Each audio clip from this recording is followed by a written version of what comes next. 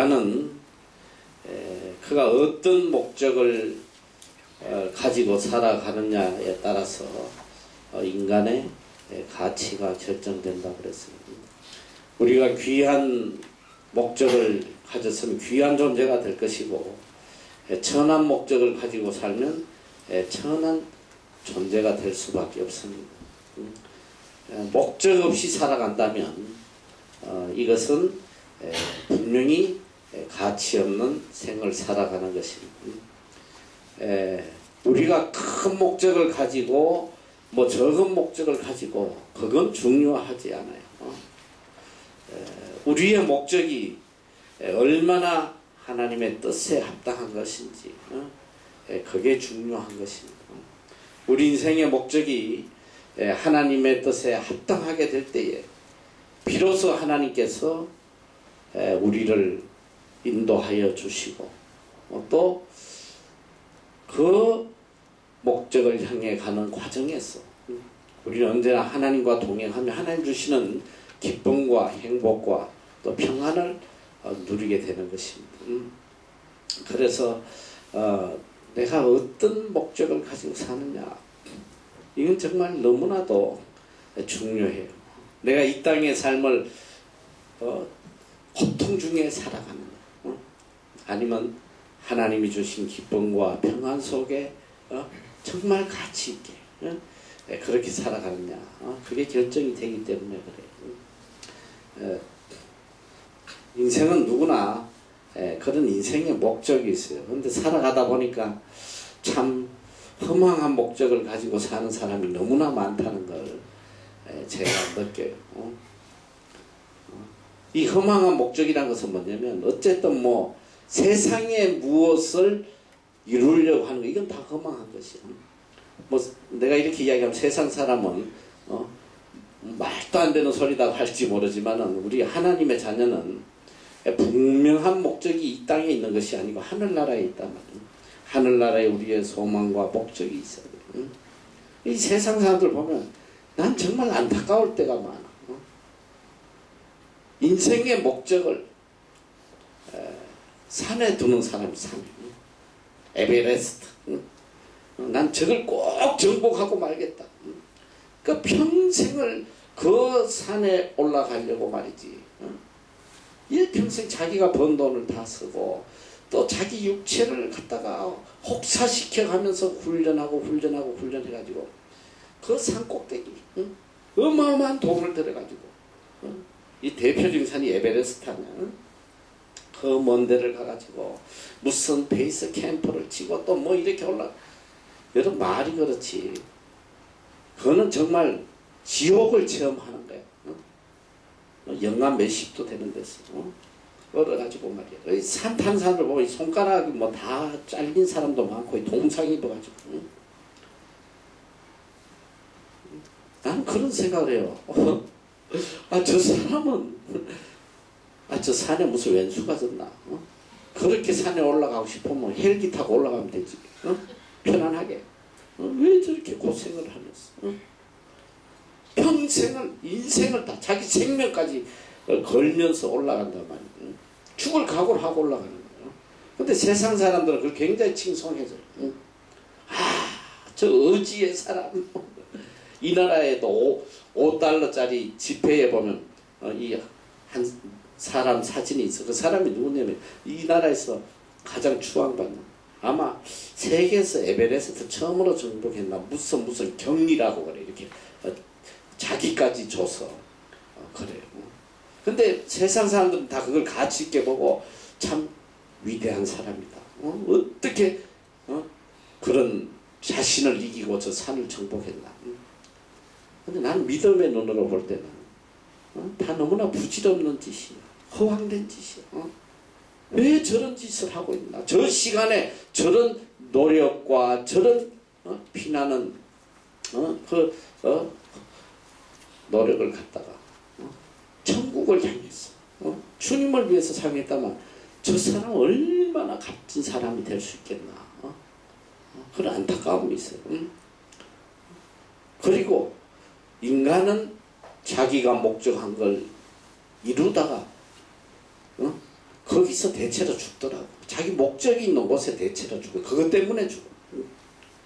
산 좋아하는 사람은 대체로 다 산에서 죽어. 그리고 바다 좋아하는 사람은 바다에서 다 죽게 돼 있어. 그리고 노름 좋아하는 사람은 노름하다 죽어. 거의 자기 인생의 목적을 둔 것에 다 멸망이야. 돈 버는 거.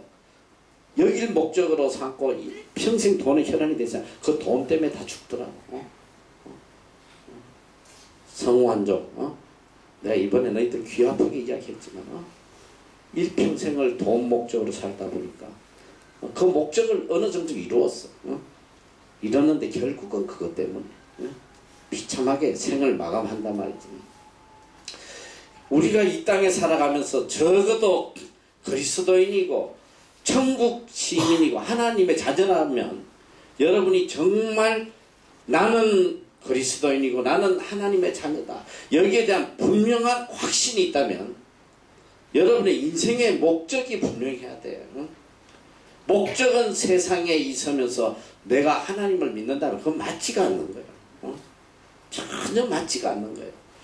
너무나도 이율배반적인 이 앞뒤가 맞지 않는 그런 신앙생활을 하는 사람들이 너무 많다는 거예요. 이게 섬식농이잖아요. 이게 잘못됐잖아요. 우리가 정말 하나님의 자녀고 천국 시민이고 천국을 소망하고 살아가는 그리스도인이면 우리의 목적이 천국을 향해 가고 있어야 된다 이 소리야. 이게 안 되니까 이게 아니니까 근심, 걱정, 고통이 끊이지 않는 거야. 일평생 죽을 때까지 고통 속에 살아가는 거야. 여러분이 그걸 잘 알아야 돼요.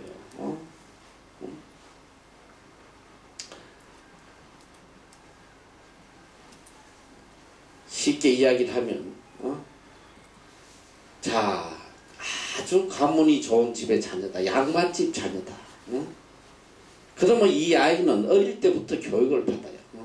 너는 어떻게 살아야 된다. 어떻게. 근데 이 양반집 아이가 가장 행복할 수 있는 길이 뭐냐면 어릴 때부터 그 양반집 가문에 맞게 거기 아름답게 그렇게 자라가면 본인도 행복하고 가문의 영광을 또 드러내고 행복해. 그러니 불행한 건 뭐냐? 양반집 아들이 향놈처럼 향놈 자식처럼 개차반으로 살면 결국은 자기도 고통스러워. 그렇게 살면 행복하냐? 그게 아니잖아. 여러분 그렇잖아. 가정에서도 너희들 경험해서 보잖아. 요즘 한국의 제일 큰 문제가 청소년들이 가출을 해가지고 폐인이 되는 아이들이 너무 많아. 세상에 사회 악으로 지금 전락하고 있는데 그 집 나온 애들의 삶이 과연 행복한 애가 있겠냐 이 소리야. 얼마나 고통스럽고 자식으로서 자식의 도리를 지키고 살아갈 때 가장 행복한 거야. 우리도 마찬가지예요. 우리가 이 땅에서의 삶도 어떤 때 제일 평안하냐? 하나님의 뜻 안에 있을 때예요. 주님 안에 있을 때예요. 그때가 제일 행복해요. 근데 우리 마음속에는 희한하게 누구든지 그리스도인이고 하나님의 자녀인데도 세상을 향해 나가고 싶어하는 그런 이 육적인 요소가 다 있어. 굉장히 재밌을 것 같아. 한 번쯤 세상에 이렇게 가가지고 노래방에 가서 노래도 불러보고 말이지.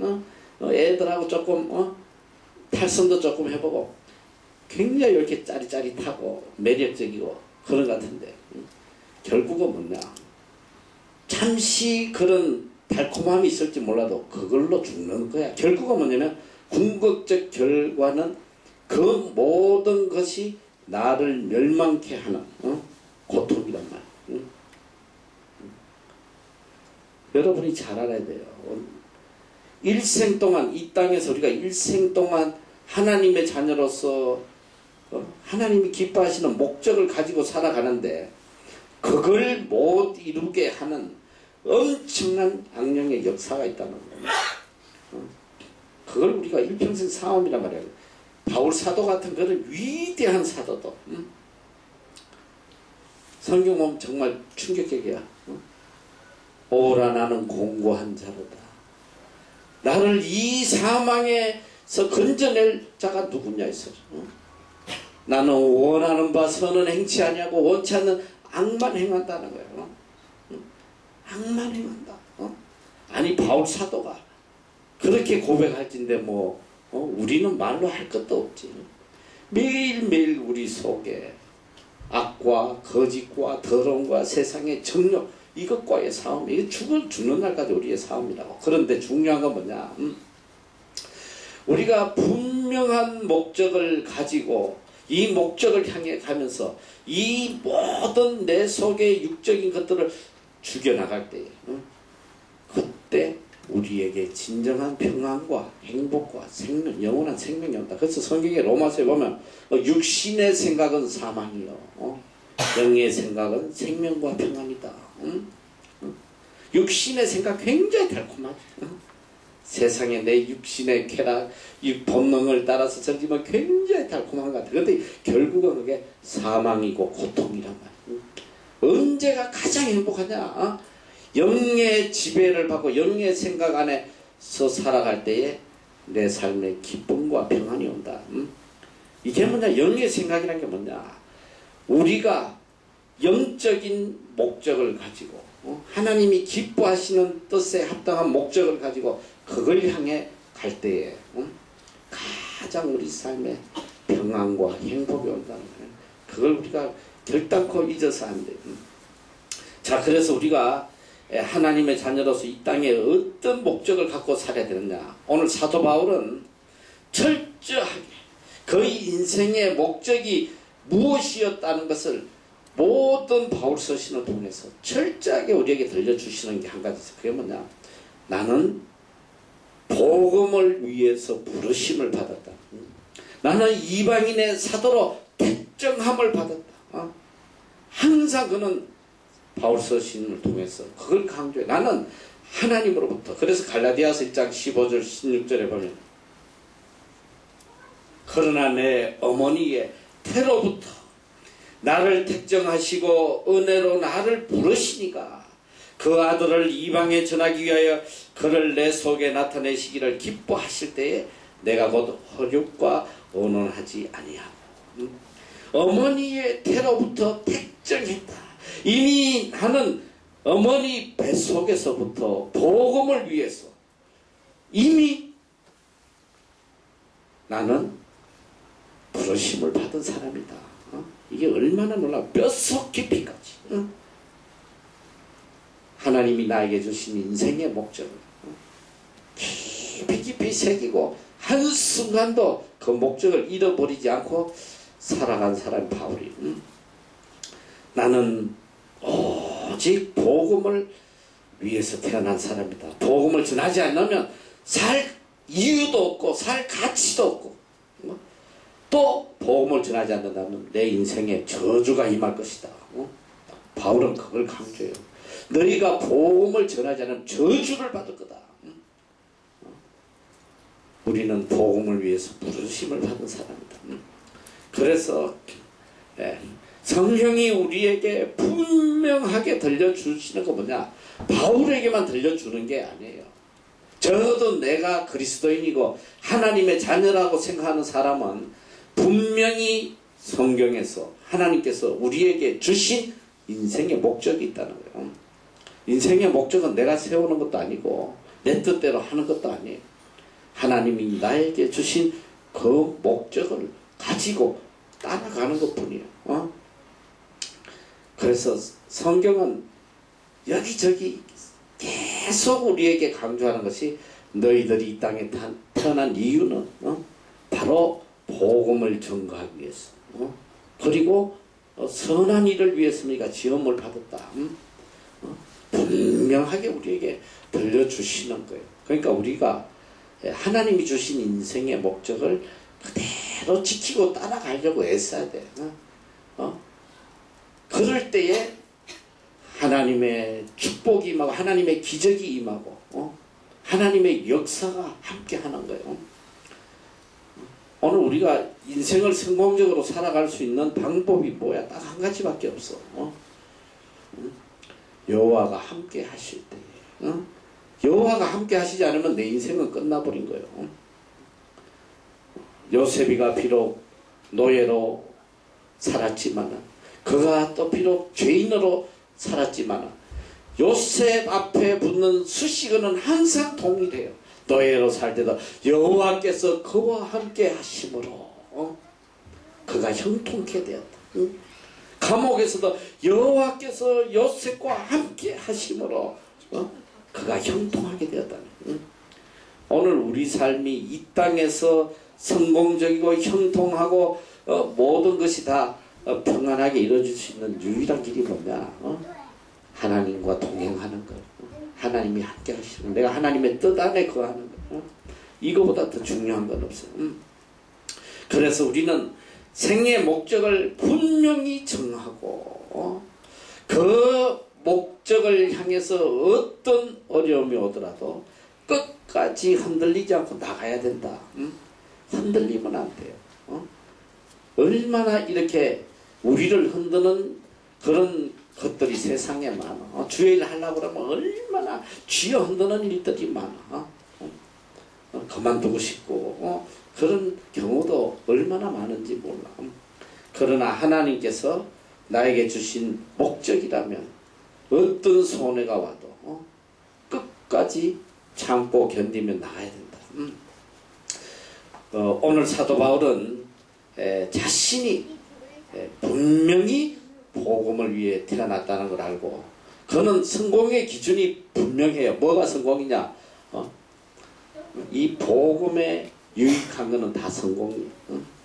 그리고 복음에 마이너스가 되는, 해가 되는 거는 다 실패다. 이렇게 결정을 하고 살았다. 오늘 우리도 여러분의 이 세상에서 살아가면서 성공이냐 실패냐의 판단 기준이 어디에 있어야 되냐면, 분명히 내가 하는 일이 복음에 유익한 일이냐, 그러면 성공.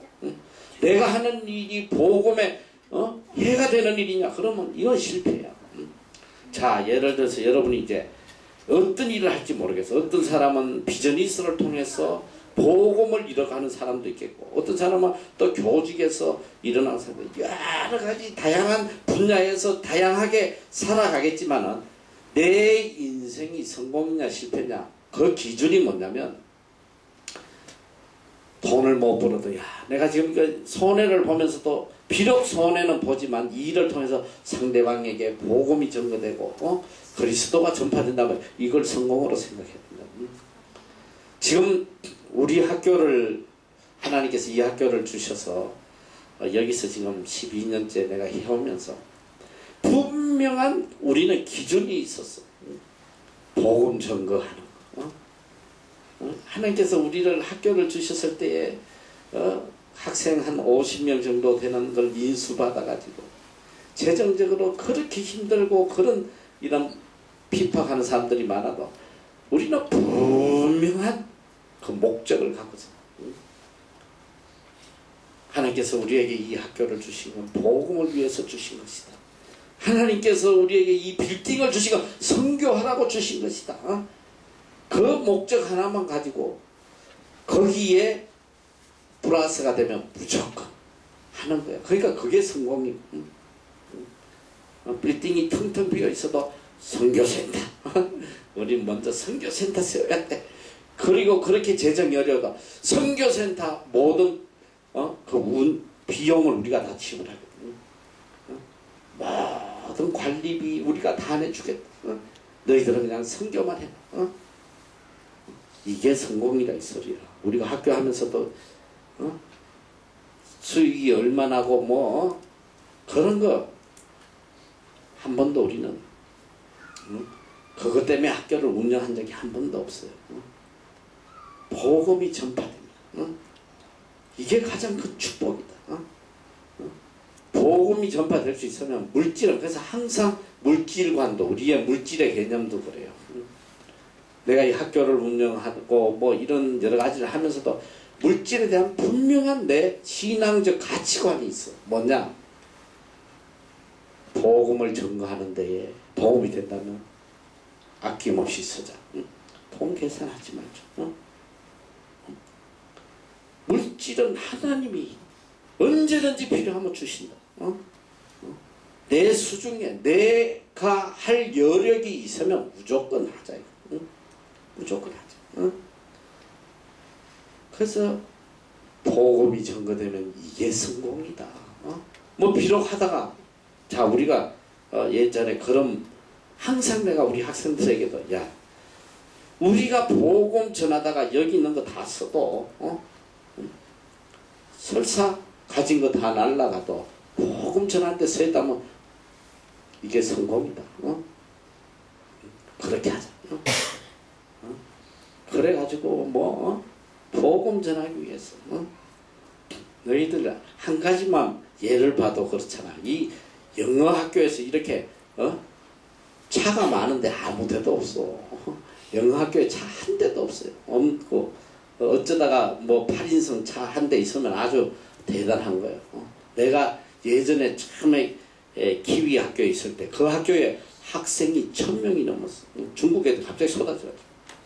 그런데도 차 하나도 없어. 차 하나도. 나중에 학생이 많이 오니까 어디 가서 4000불짜리 중고 하나 사서 집 나갈 때 쓰더라고. 남들이 보면 지금 이게 이해가 되지 않는 거예요. 우리 하는 것들은 영어 학교에서 왜 차를 사는 이유도 그래. 복음에 필요하니까. 우리 아이들 교회 예배 때 오면 집에 데려다 줘야 되고 차가 있어야 된다. 이 중국 아이들 우리 교회 데리고 오려면 픽업해 줘야 된다. 차부터 사자. 차 막 사모으기 시작했더니 그 차 한 대가 지금 6천만 원이 넘는단 말이지. 지금 우리가 그것만 해도 5대 아니야. 그것만 해도 3억이 넘어. 모든 걸 무엇을 하든지 간에 기준이 복음 전파. 복음 전파에 합당하면 물질도 시간도 내 노력도 아낌없이 쏟아붓는 거. 이게 바로 그리스도인의 인생의 목적이다. 출세하고 뭐 실패하고 세상이 말하는 출세 뭐 성공 이거는 우리 기독교인들하고 아무 관련이 없어. 세상에서 뭐 아무 대통령이 되면 뭐 하겠어. 그 속에 하나님이 없다면 그 러비시 인생이야. 아무짝에도 쓸모없는 너무 비참한 거지. 분명히 알아야 돼요. 오늘 내가 우리 고등학교 때 그 은사분 그분이 이제 물리 선생님이었는데 우리 뭐 담임 선생님 아니었지만 내가 평생 참 그 관계를 계속 이렇게 유지하고 있어. 이분이 참 나를 많이 이해해주고 도와주고 했던 분인데 오늘 또 이렇게 통화를 하면서 이분은 한국에서 알아주는 컴퓨터 박사야. 이분이 마지막으로 대구 교대에서 아마 컴퓨터 교수를 하고 대구 교대 총장으로 선출될 뻔했는데 떨어졌어. 그건 못하고 마지막에 하려고 뭐 했는데 근데 한국에서 컴퓨터 학회 회장까지 했던 분이에요. 오늘 이렇게 통화를 하면서 아이고 아니 바쁘신 목사님이 어떻게 이렇게 또 전화를 자주 연락을 하냐 하면서 이야기하는 중에 이분을 내가 고등학교 때 계속 전도를 했어. 어떻게든 교회 가게 하려고 전도를 했는데 이분이 전도를 받긴 받았는데 교회를 안 오고 그만 성당으로 가버렸어. 그런데도 어쨌든 신앙생활을 열심히 잘해요. 하는데 오늘 나한테 그런 이야기. 내가 선생으로서 교육자로서 일평생 내가 최선을 다해서 노력해서 일평생 살아왔는데 지금 뒤돌아보니까 너무 후회스럽고 헛된 짓을 한 것 같다. 지금 생각하니까 이 주의 일을 하는 사람만큼 그 가치 있는 게 없어 보입니다. 본인이 볼 때 자기가 일평생 알아주는 그런 컴퓨터 학자로 이분이 책을 많이 썼어요. 그 지난번에 내가 한국에 집회 갔을 때 이분이 집회를 와가지고 3시간이 넘게 집회를 하는데 끝까지 앉았다가 가시더라고. 하면서 그때도 나한테 그런 이분이 이제 퇴임하면서 학생들을 모아놓고 전도를 한 거야. 내 이야기를 하면서 나는 평생 학자로서 물리학자로서 과학적인 사실로 증명된 것만 믿고 살았는데 예 너희들 과학이 설명할 수 없는 그런 엄청난 신의 세계가 있다. 너희들 그건 믿어야 된다. 그래서 마지막 퇴임하면서 내 제자 중에 한 사람이 있었는데 그 삶에 이런 일이 일어났다. 그분 나를 알거든. 왜 내가 맨날 꼴찌하고 별 소망이 없었거든. 그분을 만났을 때 내가 열반에 있을 때거든. 열반. 우열반 났을 때 열반했어요. 내가 재밌는 이야기지만 내가 열반에서 헤맬 때에 그 나는 전형적인 문과야.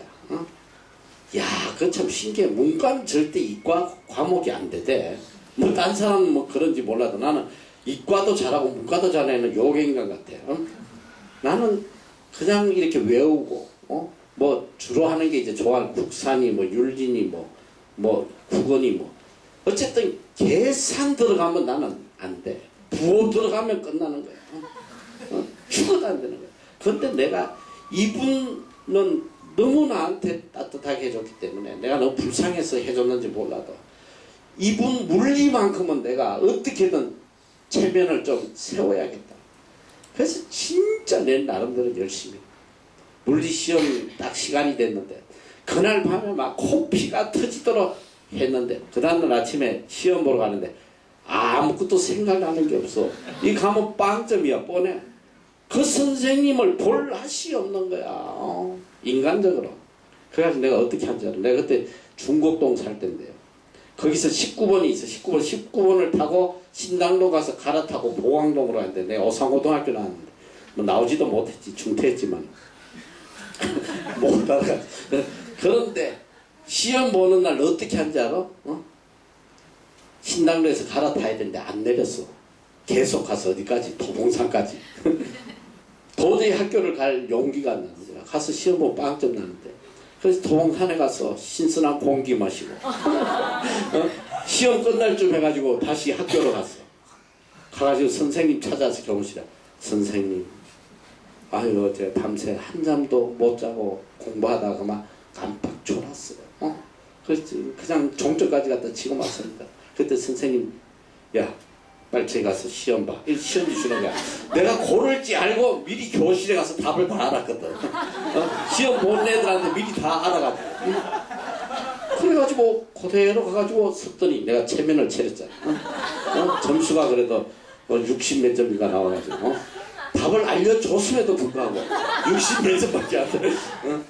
어쨌든 뭐 그래 그분이 이제 그런 분인데 그 이야기 하는 거야. 평생을 자기가 교육자로서 이 학문 하나를 위해서 최선을 다해왔는데 지금 리타이어하고 이제 인생을 뒤돌아보더니 다 너무 부질없는 짓을 했다. 너무 부질없는 짓을 했다. 우리 이 목사처럼 그래도 이 선교하고 이렇게 사는 그것만이 인생의 가치가 있어 보인다. 그 이야기예요. 여러분 잘 알아야 돼요. 세상에 아무리 큰 업적을 이뤄도 죽음 앞에서는 허망하고 헛되고 아무것도 헛살았다는 걸 그걸 느끼게 돼요. 분명히 느끼게 돼요. 여러분이 그러니까 이 세상에 살면서 세상에 무슨 인정받으려고 발버둥 치지 말고 난 제일 어리석은 게 뭐냐. 나도 한때 그랬어. 나도 한때는 직장생활하면 내가 그래도 한전에 들어갔어. 한전에 다녀갈 때 그때 마음속에 어떻게 하면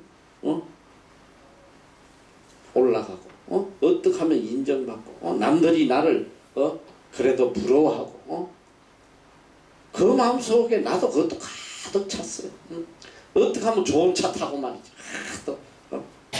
자랑하고 싶고 그런 것들이 얼마나 부질없고 헛된 건지를 내가 이제 하나님을 만나고 주의 일을 시작하면서 정말 그게 너무너무 무가치하다는 거야.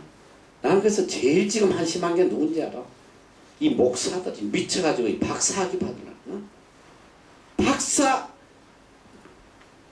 교회 주보에도 어떤 데 가보면 누구 목사가 아니라 누구 박사라고 적어놓은 그런 교회들. 누구 소개할 때 목사보다 박사가 더 높은 박사라는 게 있어요. 그래가지고 이 가짜 박사 받으려고 말이지. 정말 웃기지도 않아요. 미국에 돈 몇백만 원만 주면 박사학점 다 줘. 그거 받으러 미국까지 갔다 오고 말이지. 내가 다 본 거야 직접. 이게 얼마나 정신이 썩어내 소리야. 그따 박사가 뭐야 뭐. PhD? PhD요. 다 환장해 있어 환장. 나는 PhD가 정확히 무슨 뜻인지도 몰라. 그게 뭐야? 철학 박사야 뭐야? 문학 박사야. PhD. 그거 안 받으면 안 돼. 그리고 한국 교회가 지금 목사 초빙할 때 이 사람 PhD 있는지 뭐 THD인지 PhD인지 뭐 신하부터 THD인가 그거 없으면 아예 자격도 안 줘요. 이게 얼마나 썩었냐 말이야. 교회도 썩고 목사도 썩고 다 썩었어. 세상에 PhD 하나님 없는 PhD 이게 뭐야. 내가 이야기해줬지 PhD 퍼머넌 헤드 데미지라고 영구 내 불능이 되는 거야. 퍼머넌 헤드 데미지. 근데 내가 최근에 또 다른 PhD를 하나 발견했어. 이게 무슨 뜻인가 했더니 너희들 쇼핑몰 가다가 ASB 뱅크 밖에 나가면 PhD 딱 붙여있어. 나 깜짝 놀라서 야 여기도 PhD가 있네. 근데 그걸 봤더니 뭔지 알아? PhD 뭐지? PhD 생각이 났다. PhD 프로페셔널 헤어 디자이너. 프로페셔널 헤어 디자이너 미장원 이름이더라고. 미장원 이름. 프로페셔널 헤어 디자이너. 그게 PhD야. PhD. 적어도 우리가 하나님을 믿고 천국 갈 사람이라면 가치관이 바뀌어야 돼. 이 목적이 어떻게 해서 생겨지냐? 내가 어디에 가치를 두느냐에 따라서 내 인생의 목적이 생긴단 말이야.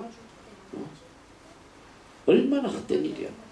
바울은 빌립보서 1장 27을 통해서 살든지 죽든지 내 몸에서 그리스도가 존귀히 되게 하려 한다. 살든지 죽든지 내 인생의 목적은 내 삶 속에 예수 그리스도를 존귀케 하는 거. 이게 내 인생의 목적이다. 나는 죽고 나는 사라지고 내 속에 예수 그리스도가 드러나고 예수 그리스도가 존귀케 되고 여러분 사람들이 여러분 만났을 때 정말 대단하세요. 훌륭하세요. 이런 소리 들으면 너희들 경기해야 돼. 나를 바라보면서 무슨 소리 해야 돼? 주님 정말 너무너무 찬양하실 분입니다. 주님 너무너무 감격스럽다. 내 삶을 통해서 내 인생을 통해서 하나님을 찬양하는 그런 소리를 들어야 된다. 내가 제일 듣기 싫은 소리가 뭔지 알아? 와가지고 이제 나한테 듣기 좋으라고 목사님 정말 대단하십니다. 대단하십니다. 이 외국 땅에서 어떻게 이런 일을 하실까? 나 그런 소리 들으면 너무너무 싫고 두려워. 이 사람 왜 내 이야기 사나 왜? 정말 주님 살아계십니다. 주님께서 살아서 역사하시고 계신 걸 정말 뜨겁게 느낍니다. 이런 이야기를 해야 된다. 내 삶에서 그리스도가 존귀케 돼야 돼. 혹시라도 여러분이 내 자신이 인정받고 내가 드러나려고 하면 망하는 거야. 나중에 여기 목회할 사람도 그래. 내가 교계에서 인정받고 훌륭한 목사님이고 뭐 존경받아 그런 생각하면 큽니다. 나는 이름도 없이 빛도 없이 사라지고 내 삶을 통해서 정말 예수 그리스도의 영광이 드러나야 돼요. 일평생 그걸 조심해야 돼요. 내가 드러나면 죽는 거야. 정말 정말 두려운 부분이야. 자, 그래서 오늘 이 바울이 가졌던 인생의 목적, 살든지 죽든지 그리스도가 존귀케 되고 나는 복음을 위해서 택정함을 받았다. 오늘 여기 12절에 그가 너무나 위대한 고백을 해요. 여기 보니까 나의 당한 일이 도리어 복음의 진보가 된 줄 너희가 알기를 원하노라. 지금 내가 당하고 있는 일이 복음의 진보가 됐다. 그러니까 내가 나에게 일어나는 모든 어떤 일이든지 복음의 진보가 된다. 이걸 이제 우리에게 이야기하고 있는데, 자, 나의 당한 일, 지금 내가 당하고 있는 일, 여러분이 살아가면서 이 단어 한마디를 바로 깨달으면 이건 정말 신비로운 거야. 너무나도 영적이고 너무나도 은혜스러워. 나의 당한 일, 지금 내가 처해 있는 이 상황, 이게 무슨 의미를 가지고 있냐. 이게 정말 신비롭고 너무나도 은혜로운 말씀. 지금 내가 당하고 있는 이 일이 오직 복음의 진보를 위해서 이루어진 것이라고 깨닫는다면 내 삶은 정말 놀라운 축복의 삶이 될 것이고, 나는 은혜의 사람, 하나님의 사람으로 살아갈 수 있다. 자, 나의 당한 일, 바울이 지금 이야기하는, 고백하는 나의 당한 일이 뭐냐? 감방에 갇힌 거야 지금. 로마 감옥에 갇혀 있는 이 일이, 내가 지금 당하고 있는 이 일이, 이게 무슨 의미냐? 남들이 볼 때는 너무너무 초라하고 비참해 보여. 사도가 감옥에 갇혀가지고 선교도 못하고 복음도 못 전하고 갇혀가지고 비참하게 있는, 그게 뭐가 의미가 있단 말이야. 근데 그는 고난의 선교적 의미, 내가 당하는 이 고난이 선교에 어떤 의미가 있는지 그걸 은혜로 받아들이는 거예요. 자, 이게 어떤 의미가 있나 보자면, 여러분, 바울도 얼마나 그가 이 유럽의 복음을 전하고 싶어 한지 몰라. 그의 간절한 소원은, 지난 시간에도 내가 잠깐 이야기했지만은, 그가 진짜 가고 싶었던 곳은 로마가 아니라 스바나예요. 스바나, 스페인이란 말이에요. 그래서 이 로마서는 바로 고린도에서 쓴 거예요. 고린도에서 바울이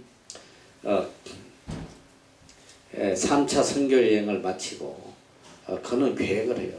예루살렘에 흉년이 심해서 모든 성도들이 고통을 당할 때에 그는 예루살렘에 있는 성도들에게 이 어려움을 좀 도와주기 위해서 고린도 교회, 또 데살로니가 교회, 뭐 이런 마게도냐 교회, 이런 데서 이제 헌금을 모아가지고 그는 계획을 해. 빨리 예루살렘에 전해주고 나는 로마로 가야 되겠다. 그래서 이제 곧 갈 걸로 믿고 바로 나는 예루살렘을 갔다가 로마로 간다. 그래서 이제 미리 로마 교인들에게 내가 곧 갈 테니까 좀 준비해라. 그러면서 이제 믿음의 확신, 구원에 대해, 그러니까 이 로마서를 보면 어떤 생각이 드냐면 참 놀라워요. 이제 나중에 내가 지금 장담은 못했지만 우리가 신약 구약을 할 때 되면 정말 거기에 재밌어. 너무 재밌어. 신약, 특히 이 바울의 그 모든 바울 선교 여행하고 이런 것들을 보면 너무 재밌는데, 뭐냐면 바울이 한 번도 로마를 가지 않았는데 로마서를 써서 보냈어. 근데 이 로마서가 성경 중에 제일 깊고 오묘한 신학적 그 진리가 들어있어요. 믿음이 연약한 자들은 참 깨닫기 어려울 정도로 깊은 구원론과 깊은 그 신앙의 핵심이 들어있는데, 그리고 로마서 16장 마지막에 보면 누구누구에게 내 문안을 전한다, 누구에게 문안을 전한다, 그거 충격적이야. 바울은 한 번도 가지 않은 로마에 이미 성숙된 많은 바울의 제자들이, 성도들이 이미 로마에 갈려 있었다는 거야. 이게 얼마나 놀라운 거야. 근데 그 중에 이제 대표적인 사람이 바로 아굴라와 브리스길라. 근데 아굴라와 브리스길라 이 사람들이 이제 고린도에서 처음 만나서 같이 천막업을 하다가 알게 된 건데, 꼭 바울이 갈 다음 선교 목적지에 아굴라와 브리스길라를 먼저 보내요. 에베소 교회도 그렇고 미리 가서 좀 틀을 닦도록 하는데요. 그건 놀라워. 그러니까 이미 로마에는 많이 성숙된 그리스도인이 이미 존재하고 있어. 그러니까 이 로마서를 쓰면서 성경에 보면 그래. 내가 이제 곧 너희에게 갈 터인데 내가 곧 서바나로 가고자 한다. 그러니까 내가 가는 곳에 선교할 수 있도록 좀 준비를 해달라. 이런 부탁과 함께 썼는데, 그 로마서를 보면 바울이 얼마나 간절하게 서바나를 가기를 원했는지 알 수 있는데, 그런데 문제는 뭐냐? 그런 원대한 소망을 가지고 예루살렘에 들렀다가 그만 잡혀버려. 성전을 모독했다는 이유로 이방인을 데리고 성전에 들어갔다고. 실제로 한 건 아닌데 그렇게 누명을 뒤집어쓰고 그가 죽을 고비를 당하고 결국은 가이사라 빌리포에 거기에 감옥에 갇혀요. 몇 년 동안 갇히냐? 2년 동안 갇혀. 그는 마음에 내가 로마로 가서 복음을 전해야 되는데 불붙는 마음이 있는데도 그는 감옥에 갇혀가지고 얼마나 답답했으면 그가 어떻게든 그 길 벗어나오려고. 나중에는 도저히 유대인들 때문에 죽게 돼서 나올 수가 없을 것 같으니까 그가 마지막 결단을 하는 거예요. 인간적인 방법을 쓴다. 어떻게 하냐? 나는 로마의 시민권을 가진 사람이다. 나는 로마 가이사 황제에게 나는 재판을 받겠다. 나는 로마로 보내달라. 죄인으로라도 로마로 가고 싶어하는 그런 간절한 마음이 있어. 그래서 결국 그는 죄인으로 로마를 가게 돼요. 그 로마로 가면 이제 자유의 몸이 돼가지고 누명을 보고 막 복음을 전할 줄 알았는데 로마에 가서 또 감옥에 갇혀. 또 한 2, 3년을 감옥에 갇혀있는데 인간적으로 생각하면 얼마나 답답하겠어. 빨리 나가서 막 목이 터지라고 복음 전하고 서바나까지 가야 되는데 갇혀가지고 교인들이 다도 답답하고 본인도 얼마나 답답해. 벌써 거의 5년을 감옥에 있는 거야 지금. 가이사라에서도 감옥에 있고 또 로마에 와서도 또 감옥에 있고. 우리가 인간적으로 볼 때는 이야 너무너무 힘들겠다 생각을 하는데 오늘 여기 보니까 나의 당한 일이, 그는 이렇게 고백해. 나의 당한 일이, 내가 지금 감옥에 갇혀있는 이 일이 도리어 복음의 진보가 됐다. 인간의 눈으로 볼 때는 정말 아무것도 아닌 감옥에 갇혀가지고 아무것도 못할 것 같은데 오히려 감옥에 갇혀있는 이 일을 통해서 놀라운 복음 전파의 역사가 일어나고 있다. 그런 고백을 해. 진보라는 뭐냐? 프로코페라는 뜻인데 산길을 갈 때 길이 없는 곳에 낯을 들고 이 가지들을 쳐가면서 길을 만들어가는 거예요. 그러니까 이게 뭐냐? 복음의 진보. 전혀 복음이 들어가지 않는 이런 그런 깊은 숲속 같은 곳에 길을 내고 복음이 전거되는 그런 엄청난 역사가 지금 일어나고 있다. 그걸 감사하고 있는 거예요. 감옥 생활이 복음을 선교를 불가능한 게 아니라 오히려 선교에 엄청난 진보가 일어나고 있다. 그런 고백을 해요. 여러분이 잘 알아야 돼. 이게 바울의 신앙관이요. 그의 선교관이요. 하나님이 어떤 상황을 주시든 간에 그것이 복음의 진보를 위해서, 선교를 위해서 하나님이 주신 귀한 은혜의 사건이라는 걸 그가 깨닫고 있었단 말이죠. 자, 어떻게 해서 그는 이런 고백을 했냐. 여기서 이제 하나하나 그 의미를, 선교적 의미를 따져보면, 자, 이 바울은 일단 고난을 받게 되잖아. 감옥에 갇혀서 고난을 받게 되는데 우리가 살아가다가 보면 복음을 전거하고 선교일을 하다 보면 반드시 고난이 와요. 고난이 반드시 온단 말이야. 지금 여러분들은 복음 전하다가 뭐 고난받고 핍박받은 사람은 없을 거야. 요새는 뭐 누가 교회 간다고 매를 때리는 사람도 없고 그렇잖아. 지난번에도 여러분에게 잠깐 간증했지만 나는 군대에서 주의를 지키고 주의를 성수하고 복음 전하다가 정말 많은 그런 뭐 고난이라고 하기는 뭐 하지만 정말 내 속에 너무너무 두려움, 그 상황을 이겨내기가 너무 두려운 그런 어려움을 많이 겪었단 말이죠. 그런데 그런 고난 속에서 복음을 전거하다 보면 어떤 역사가 일어나느냐. 왜 우리가 복음을 전거하는데 고난이 필요하냐.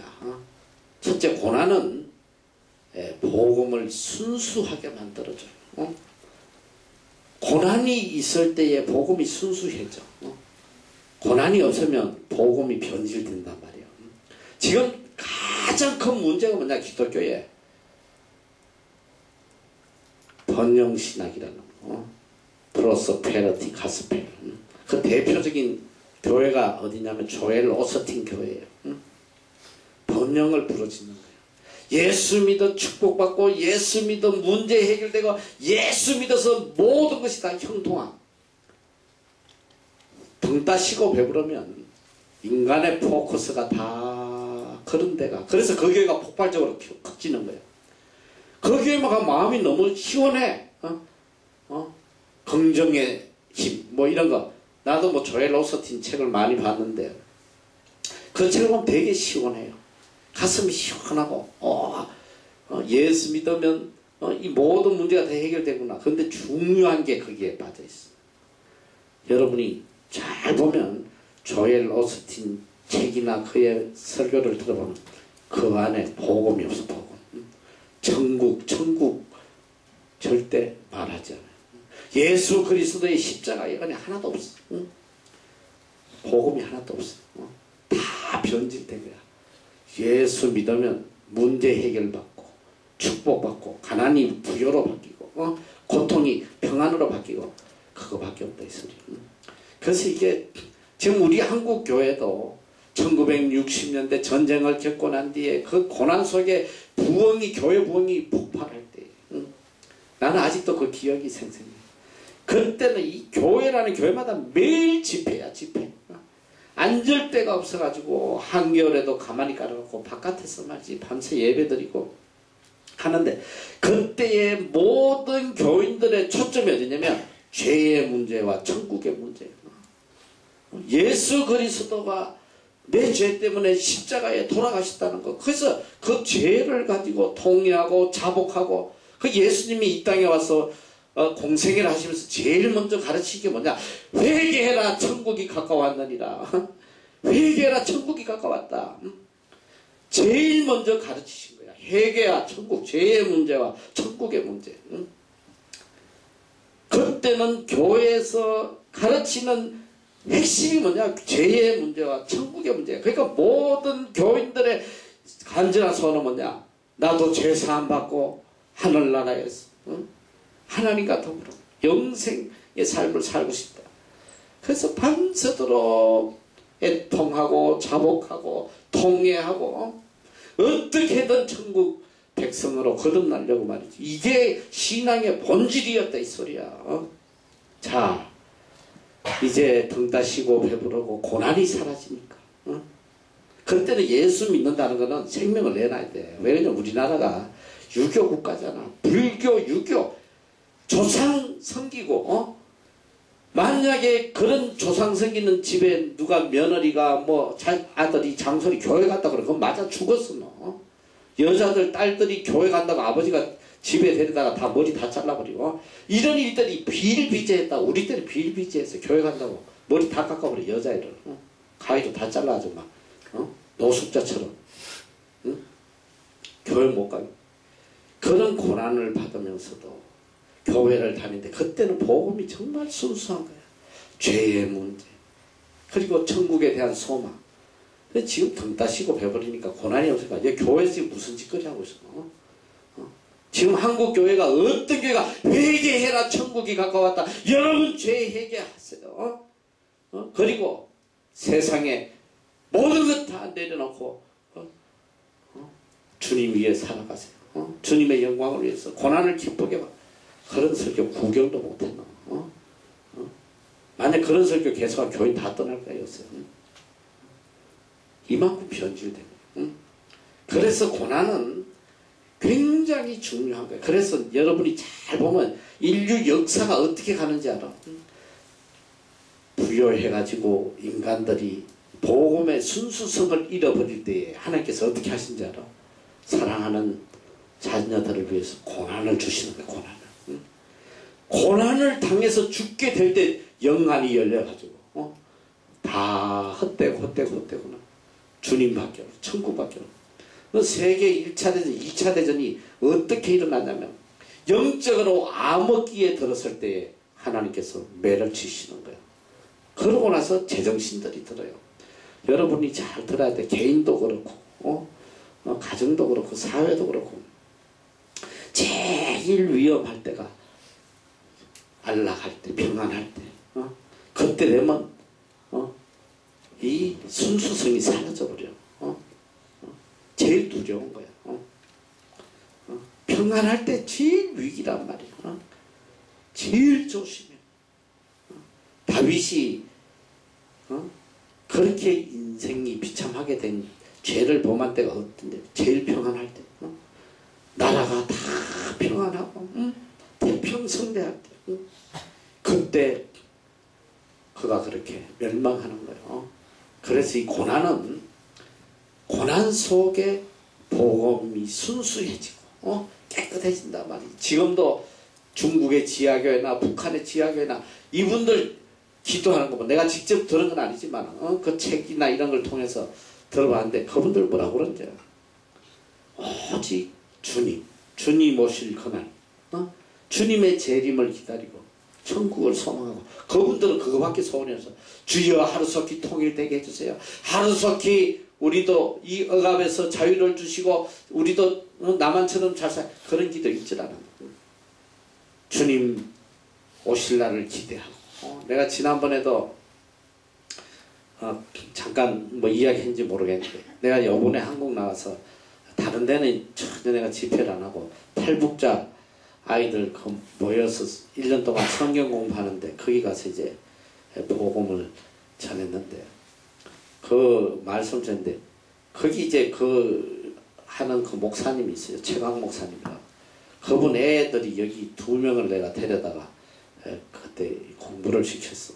그래서 지금도 계속 내가 같이 그 관심을 가지고 그러는데 그 탈북자 애들이 여기 와가지고 또 탈북자 애들이 중국에서 거기서 처음 예수를 믿고 걔들은 내가 지난번에 이야기하잖아.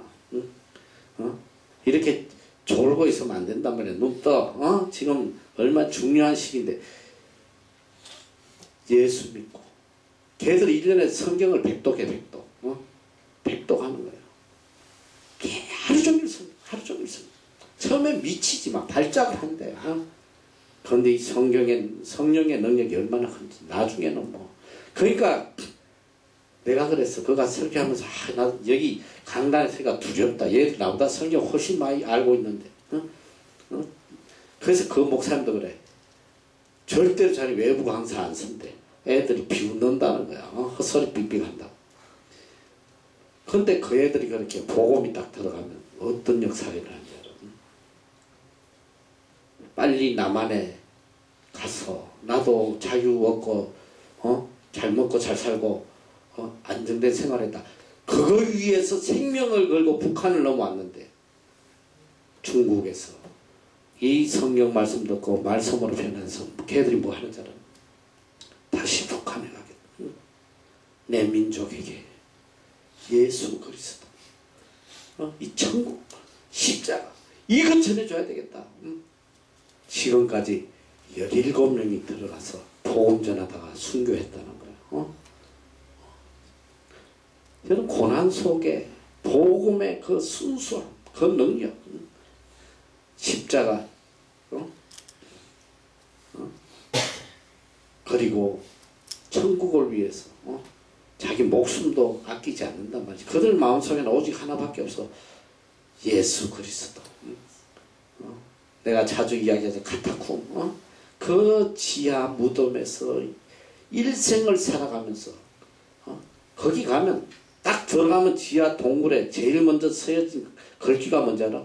마라나타. 주님 곧 재림하십니다. 그들의 인사가 뭐냐면 만날 때마다 마라나타. 주님 곧 오십니다. 주님 오십니다. 오직 그들의 마음 속에는 오직 구원, 예수 그리스도 십자가 그거밖에 없어요. 그래서 이 고난이 필요한 거예요. 고난은 복음을 순수하게 만들어줘요. 자, 그리고 고난은 또 고난을 통해서 복음이 땅끝까지 전거되는 거예요. 고난이 없으면 복음은 한 군데서 움직이질 않아. 등 따시고 배부른데 누가 복음 전하겠어. 고난이 오면 핍박이 있으면 이스라엘 민족도 유대인들도 자기들만 구원받은 사람인지 알아. 예수님 시대의 유대인들 자기들만 구원받고 이방인들은 이거는 구원, 이방인에게는 구원이 없다 그랬어요. 구원이 없다. 아예 자기들이 그렇게 알고 있는 거야. 오직 우리 유대인에게만 하나님의 구원이 있고 이방인에게는 구원이 없다. 이방인에게 구원이 있다는 게 어디서 증명이 됐냐면 바로 바울이 이방인의 사도로서 베드로와 바울이 이방인들에게 복음을 전해받더니 이방인들에게 성령의 역사가 나타나는 거야. 성령의 역사가 나타나는 거 보고 아니구나, 이게 유대인에게만 복음이 전거되는 게 아니라 이방인에게도 하나님의 역사가 있다. 그래서 성경에 보면 이제 사도행전에 예루살렘에서 회의를 가져요. 회의를 가지는 모든 감독들하고 이 와가지고 도대체 이방인에게도 구원이 있냐 없냐, 그러면 이방인도 구원을 받으려면 어떻게 해야 되냐, 할례를 받아야 되냐 안 받아야 되냐, 이걸 가지고 이제 가결하는, 이방인은 할례는 안 받아도 되고 맹하지 아니하고 짐승의 피를 먹지 아니하고 요 몇 가지 조건만 충족하면 이들도 구원을 받은 거다. 엄청난 이방인에게도 구원이 있다는 거, 이걸 이제 알려주는데, 이게 이방인에게 복음이 어떻게 들어가냐면 고난을 통해서. 여러분, 자, 예를 들면 사마리아 사람들은, 유대인들은 사마리아 사람하고 상종을 안 했어. 버림받은 민족이고 구원도 없고 더러운 민족, 개같은 민족. 그래서 글로 가지도 않고 돌아다니고 말도 하지 않아. 언제 복음이 들어갔냐, 초대교회, 예수님이 부활성천하시고 초대교회가 막 이렇게 폭발적으로 일어날 때에, 그때 이 유대인들이 이 헤롯 왕과 더불어서 믿는 자들을 치기 시작하는 거야. 사도들을 죽이고 막 하니까 초대교회 교인들이 다 도망가는 거야. 흩어져서 생명을 보존하려고 간 게 어디냐면 사마리아 땅으로 들어. 그리고 이방 땅으로 도망가. 그러면서 그곳에 복음이 전거되는 거예요. 복음의 문이 열리기 시작. 그래서 이 고난은 복음의 길을 인도하고 선교의 길을 열어주는 게 이게 고난이란 말이지. 그리고 고난은 우리의 편협한 마음, 이 잘못된 마음들을 변화시켜줘요. 자, 사마리아 사람이라고 무시하고 이방인이라고 무시하고 상종하지 않았는데 보니까 복음이 그들에게도 들어가고 성령의 역사가 그들에게도. 그러니까 민족주의, 국가주의, 이 종족주의, 이 모든 것들이 다 무너지는 거예요. 고난을 통해서 하나가 되는 거예요. 이게 놀라운 거예요. 그래서 고난은 사람을 강하게 만들고 또 전도를 가능케 하는 하나님의 놀라운 역사라는 거예요.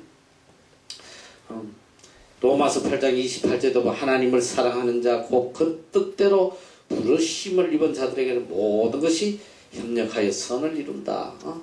누구든지 하나님을 사랑하는 자는 다 협력해서 이방인이든 유대인이든 죄인이든 사마리아인이든 다 하나님의 선을 함께 이루어가는 사람이다. 디모데후서 2장 9절에 보면 바울이 이런 고백을 해요. 복음을 인하여 내가 죄인과 같이 매이는 데까지 고난을 받았으나 하나님의 말씀은 매이지 아니하느니라. 복음을 위하여 내가 감옥에 갇혀서 이런 고난을 받았으나 오히려 하나님의 말씀은 매이지 아니하고 더 많이 전파됐더라. 나는 감옥에 비록 있을지라도 하나님의 말씀은 끝없이 전파됐다. 어떻게 바울이 감옥에 갇혔을 때에 이런 복음의 역사가 일어났냐. 이거는 놀라운 이 사건이 있었어. 자, 이 바울이 이제 죄인으로서 로마에 이제 이 재판을 받기 위해서 끌려갈 때에 죄수들하고 같이 276명이 죄인이 이제 묶여가지고 배를 타고 가는데 그만 도중에 이 풍랑이 일기 시작해요. 그래서 배가 파손돼 가지고 그 섬에 이 들어가서 3개월을 머무르게 돼요. 그때 이 바울이 이 배가 파손될 때에 모든 사람들이 다 보름 동안 밥도 못 먹고 다 그냥 겁에 질려가지고 광풍에 다 죽어갈 때 바울이 거기서 위대한 영적 리더로서 이야기하는 거예요. 너희들 중에 한 명도 생명을 잃을 자가 없다. 하나님께서 너희 생명을 다 구원해 주신다. 그리고 죄수들 다 죽여버리려고 그럴 때 손대지 마라. 한 명도 여기서 구원받지 못할 자가 없다. 그리고 이제 바울의 말대로 그들이 다 이 멜레데오 섬인가 뭐 거기에 이제 다 했을 때에 그때 거기서 얼마나 놀라운 기적을 보냐면 거기 그 추장의 부친이 열병으로 이질로 죽어가는데 바울이 기도해서 깨끗이 나아버려. 그리고 놀라운 사건이 뭐냐면 물을 쬐고 있는데 독사가 그를 물어요. 그 물면 그 자리에서 죽는 거야. 그런데 바울이 독을 툭 털어버려. 그랬더니 그 사람들이 섬 사람들이 이 사람이 비록 배에서는 풍랑에서는 구원을 받았을지 몰라도 죄값을 치르고 죽는구나. 그랬는데 멀쩡해. 아무렇지도 않아. 그러면서 그 죽어가면서 살려고 하니까 놀라운 이 사람은 신이다. 신. 근데 그걸 누가 봤냐? 바로 로마의 백부장, 그 로마 군인들 같이 타고 있던 모든 사람들이 야, 이 사람은 놀라운 사람이야. 하나님의 사람이야. 영적인 사람이야. 그때 로마에 가서 이제 감옥에 gat혔어.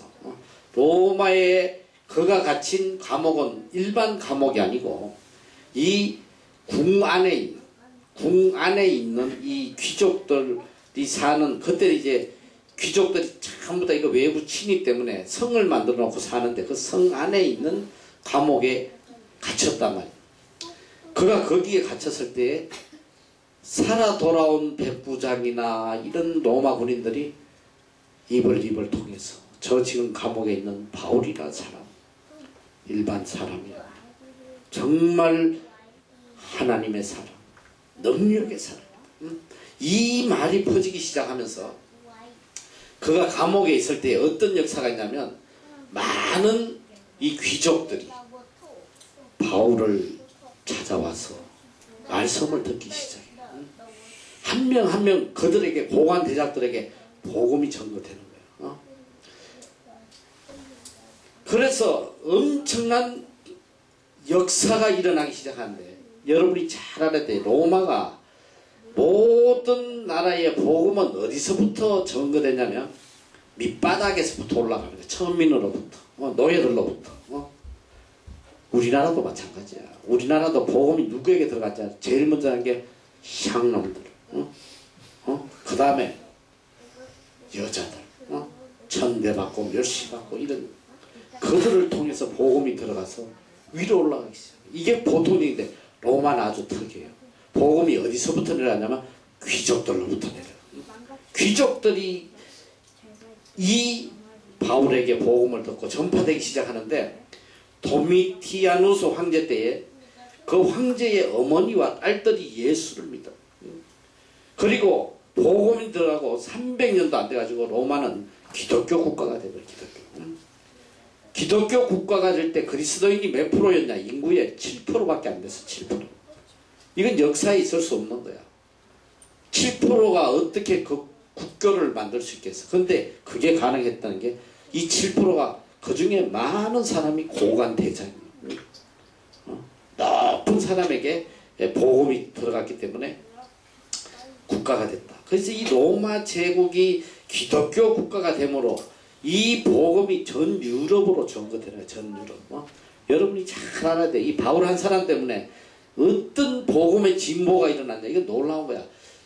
이 바울 한 사람이 로마를 복음화시키고 로마의 복음들이 영국으로 건너가고 전 유럽으로 건너가가지고 청교도들이 영국에서 미국으로 가가지고 미국이라는 기독교 국가를 세우고 그 복음이 결국 우리 한국까지 들어온 거야. 내가 가만 따져보니까 우리가 예수 믿게 된 가장 큰 역할을 한 사람이 바로 바울이란 말이야.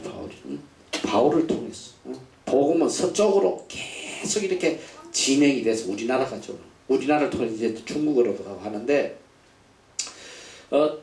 전 유럽이 복음화되는.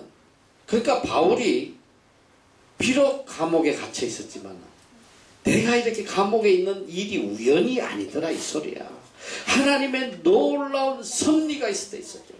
복음의 진보를 위해서 내가 만약에 안 갇히고 바깥에서 생명 걸고 복음 전한들 몇 명에게나 전해지겠어. 그런데 내가 감옥에 갇힌 동안 수많은 고관 대작들이 스스로 찾아와서 복음을 듣고 이 로마가 그렇게 짧은 시간에 기독교가 국교로 돼버린 여기에 하나님의 큰 역사가 있다는 거예요. 그래서 우리가 항상 깨달아야 돼요. 나의 당하님, 내가 처해 있는 이 환경, 이 어려움, 이 고난, 이것이 도대체 무슨 의미가 있을까? 여러분이 그걸 깨달아야 돼요. 제가 말이지, 우리 어머니가 나를 소원해놨는데도 나는 진짜 죽기 많고 목회자가 되기 싫었어. 왜 그런지 알아? 내가 중학교 때 다니던 교회가 개척교회인데 정말 너무너무 그 목사님 가정을 보고 난 진짜 목사가 되기 싫어서 그 목사님께서 나에게 너무나 큰 영향을 끼쳤어요. 뭔지 알아? 그분이 굉장히 훌륭해요. 말씀대로 살고 하는데 이분이 자녀가 10명이야 10명. 생육하고 번성해. 이 성경 말씀 그대로 실천하면 돼요. 그런데 얼마나 어려웠냐면 이 2층에 개척을 했는데 그 추운 한겨울에도 맨바닥에서 그냥 뭐 다다미 같은 거 하나 깔고 그러고 자고 그 아이들이 먹을 게 없어가지고 밥을 못 먹어. 학교를 갈 때 이렇게 국수를 삶아서 다니고 너무너무 어려운 거야. 너무너무 비참하고 어릴 때 그 모습을 보면서 아니 저런 훌륭한 목사님도 이렇게 고생하는데 나 같은 사람이 어떻게 목회를 하겠나. 너무 어릴 때 충격을 받아버려가지고 나는 죽어도 못한다. 그리고 끝까지 목회를 안 하려고 발버둥 쳤어요. 근데 하나님께서 1차로 나에게 경고를 준 게 대학교 때 어린아이를 치웠다 그랬잖아.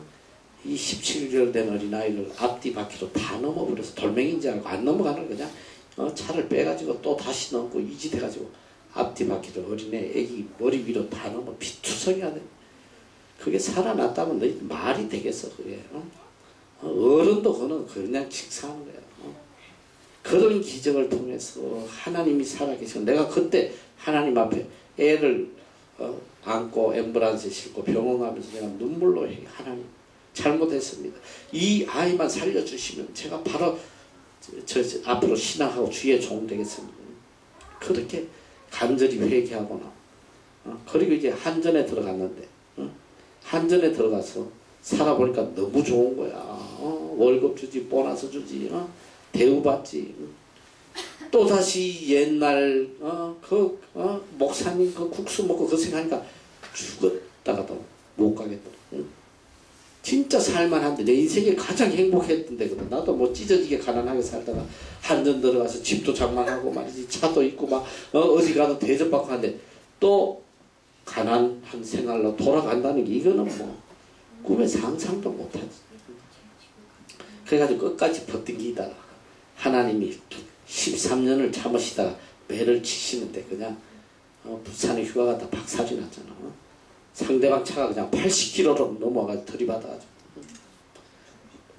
살아났다는 게 이게 또 기적이야, 기적. 무릎이 박살이 나가지고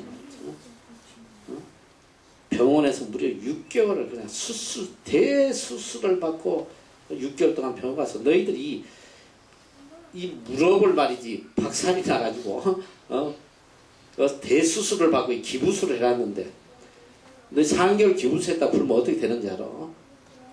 미라같이 돼버려. 다리가 뼈만 남아가지고. 그런데 그건 괜찮은데 이게 다리가 움직이다. 이게 안 움직여. 그냥 그대로 서 있는 거야. 그게 뭐냐면 이제 물리치료를 해서 이걸 피워야 돼. 물리치료를. 이게 그래서 물리치료사 하지만 너희들 그거 죽어. 그거 안 피지는 거 매일 그냥 이걸 구부리려니까 얼마나 힘들겠어. 그리고 물리치료사는 하루 종일 듣는 소리가 비명이야. 막 지옥이야, 지옥. 살려 막 그러고 막 욕해 제끼고 막. 이야, 나는 진짜 그런 고통이 내 없더라고. 그 매일 하루에 가서 10분, 20분. 나는 여자애가 물리치료사가 하는데 힘으로 안 되니까 이 어깨에다가 다리 올려가지고 막 이 어깨로 막 계속 하는데 어떤 언니고 다 아니 통곡을 하는 거 너무 아프니까 야 내가 지은 죄값을 다 치르고 있구나. 얼마나 근데 문제는 뭐냐 그래가지고 구부러지면 되는데 안 구부러지는 거야. 안 구부러져. 그 물리치료사 그래. 내가 세상에 내 평생 물리치료사 하면서 이런 다리 처음 받아보면서 안 구부러지는 거야. 완전히 병신이 돼. 병신이. 그런데 참 기적 같은 하나님께서 그 안 펴지는 다리로 예배 드리러 갔다가 오면 주일날 교회만 갔다 오면 한 15도씩 구부러지는 거예요. 월요일날 가면 놀라요. 물리치료사가 어제 하루 종일 무슨 운동 했냐고. 운동 하나도 안 했는데 교회 갔다 교회만 갔다 오면 이렇게 해야 돼. 그 원상태로 돌아오는 거예요. 그래가지고 한동안 이 사람 지나가다 툭 건드리면 자빠져요. 힘이 없으니까. 그 빙신 생활을 한 거예요. 근데 매를 맞고 나니까 이제 너무 두려웠어. 너무너무 하나님이 두려워. 다음에 뭐 어떤 매를 칠지만 너무 두려워. 하나님께서 그래. 다음은 네가 그렇게 매를 때려도 회개하지 않으면 다음은 네 아들 차례다. 아들이라고 하나밖에 없는데 또 그때 삐쩍 말라가지고 그걸 치신다니까 얼마나 두려워요. 막 너무 두려워요. 하루가 막 천년 같아. 너무 두려워서. 야, 안 되겠다. 빨리. 어디든지 가서 신학교에 빨리 앉아있어야지 벼락을 안 맞을 것 같아요. 신학교에 일단 들어가 있어야 될 것 같더라고. 그래가지고 미국까지 가가지고 미국에 가서 신학대학교 가서 입학 가서 받고 했는데 또 미국 비자를 안 줘가지고 말이죠. 결국 못 가고 나는 뉴질랜드에 내가 온다고 꿈에 생각도 해본 적이 없어. 근데 하나님께서 강권적으로 이 뉴질랜드로 나를 인도하시더라고. 와서 신학하면서 이건 또 더 지옥이네. 더 지옥. 나이 40이 돼서 신학교에서 공부를 한다는 게 얼마나 그것도 상상도 못해요. 왜 내 인생에 이런 일이 있어야 되나 막 돌겠는 거야 이게. 나이 먹고 너희도 지금 영어 공부하는 것도 힘들지. 너 신학교에 가서 한번 따라를 가려고 해봐. 너 얼마나 힘든가. 매일 새벽 2시까지 레포트 만들고 맨날 시험 보고 또 맨날 영어로 설교해야 되고 맨날 예배인도 해야 되고 이 발음으로 하려고 하니까 얼마나 고통스럽겠어. 도대체 이게 뭔가. 돈은 다 떨어져 가고 아무 미래도 없고 나의 당한 일이 이 내가 당하는 이게 도대체 뭔가 이게. 인생이 끝나는지 알아서 끝나는지 나는 몰라요. 여러분은 몰라. 내가 왜 이런 어려움을 당하는지 왜 이런 고난을 당하는지 아무도 몰라. 그러나 시간이 지나면 그곳에 얼마나 큰 하나님의 놀라운 섭리와 하나님의 계획이 있는지, 만약에 이런 교통사고 이런 고통의 순간이 없었다고 하면 오늘 내가 있을 수 없지. 지금 생각하면 얼마나 감사한지 몰라요. 복음의 진보를 이루잖아. 나 같은 사람, 이 뉴질랜드 땅에 왔어. 그래도 이렇게 복음 전할 수 있고 말이지. 이렇게 선교센터도 이끌어갈 수 있고, 나의 당한 일 네가 아무도 모르는 거야. 어느 누구도 몰라요. 바울은 오늘 그 고백을 하고 있는 거야. 내가 왜 이렇게 복음을 전하고 스바나로 가서 복음을 세계 땅끝까지 복음을 전해야 되는데 왜 이래 깜빵에 갇혀서 이렇게 하나 처음에는 이해할 수 없었어. 그러나 지나고 보니까 나의 당한 일이 오히려 복음의 진보를 이뤘다. 감사하는 거야. 감격하는 거야. 여러분 잘 알아야 돼요. 살아가면서 내가 어떤 일을 당하더라도 그 속에 하나님의 뜻과 하나님의 섭리와 계획이 있다는 것, 그걸 잊으면 안 돼. 그리 중요한 건 뭐냐, 더욱 가장 중요한 게 뭐냐, 그 속에 복음의 역사가 있다는 것, 그걸 잃으면 안 돼요. 하나님은 오직 한 가지를 위해서 우리의 삶을 이끌어 가시는 거야. 뭔지 알아? 바로 복음의 진보야. 복음의 진보. 내 삶을 통해서 이 땅에 그리스도가 증거되고 하나님의 나라가 확장되고 하나님의 의가 이 땅에 이루어지도록 나를 인도해 가시는 거라 이 소리야. 하나님은 그런 계획과 섭리를 가지고 이끌어 가시는데 나는 계속 세상에 내 부귀 안락 영화 성공 출세 하나님과 하나님의 뜻과 다르게 가다 보면 내 삶에 한순간도 평안이 없어. 불안, 초조, 고통, 괴로움. 여러분이 이곳에 서면서 뭘 해야 되냐? 다 내려놓는 거예요. 다 비우는 거예요. 예수님께서 자기를 비워서 종의 형체로 죽기까지 복종하셨다. 나를 비워야 돼. 내 속에 가졌던 그 세상을 향한 욕망, 인간적인 목적, 인간적인 계획, 뜻 다 내려놓고 내 목적과 내 계획은 오직 하나님의 뜻 안에서 이루어진다. 하나님이 인도하시는 대로, 하나님 기뻐하시는 대로 예수 그리스도가 증거되고 전파되고 복음의 진보가 이루어지는 그 삶을 살아야 된다. 그게 제일 축복이야. 제일 축복이에요. 어쨌든 여러분이 젊었을 때 너무너무 귀한 거야. 지금 이 순간부터 내 삶의 목적은 오직 복음의 진보, 복음 전파를 위해 살아가겠다. 지금 깨닫는 게 여러분에게 얼마나 큰 축복인지 알아. 젊었을 때 나도 젊었을 때 이런 좀 설교를 듣고 했으면 내 인생이 좀 바뀌었을지 몰라. 그런데 가끔 보면 그런 사람이 있어. 내가 이제 노년에는 신앙 갔어. 나머지 생애는 주를 위해 살겠습니다. 굉장히 은혜스럽지. 노년에는 주의 복음 위해 살겠습니다. 뭐 그 나쁜 건 아니지. 죄 짓고 사는 것보다. 근데 그게 하나님 앞에 아름답지 않다 이 소리야. 세상에서 이제 필요 없다고 꺼지라고 하니까 아무짝에 쓸모없을 그때에 내가 주의 일 하겠다고 왜 힘있고 팔팔하고 능력있고 일할 수 있을 때 주의 일 안 하고 하려면 지금 해야지. 그렇잖아. 젊고 힘있을 때 주를 위해 살아. 성경에 나와 있잖아. 잠언에 나와 있지. 전천도서에 나와 있구나. 청년의 때에 청년의 때에 창조주 하나님을 기억해라. 청년의 때에 그게 중요하단 말이야. 그래 맞아. 나 복음의 진보를 위해 살아야지. 퇴직하고 나서 그런 소리 하면 안 돼. 지금 내 삶을 통해서 나에게 주어진 이 환경 속에서 오직 복음의 진보를 위해서 살아야 된다. 그게 제일 후회함이 없어. 세상 것 가지면 가질수록 더 허한 거야. 더 허기지고 전도서에 나오잖아. 강물이 연하여 흘러도 바다를 채울 수 없다. 세상의 욕망은 아무리 채워도 허기지는 거야. 갈수록 공허해. 갈수록 아무것도 아니야. 정말 아무것도 아니야. 바울이 그런 고백하잖아. 내가 비천에 처할 줄도 알고 부한데 처할 줄도 알고 가난도 해보고 말이지. 굶주려 보기도 하고 그런데 뭐냐? 그 어떤 상황 속에서도 우리는 그 안에서 주님의 능력을 체험하는 거야. 주님의 은혜를 체험하고 사는 거지.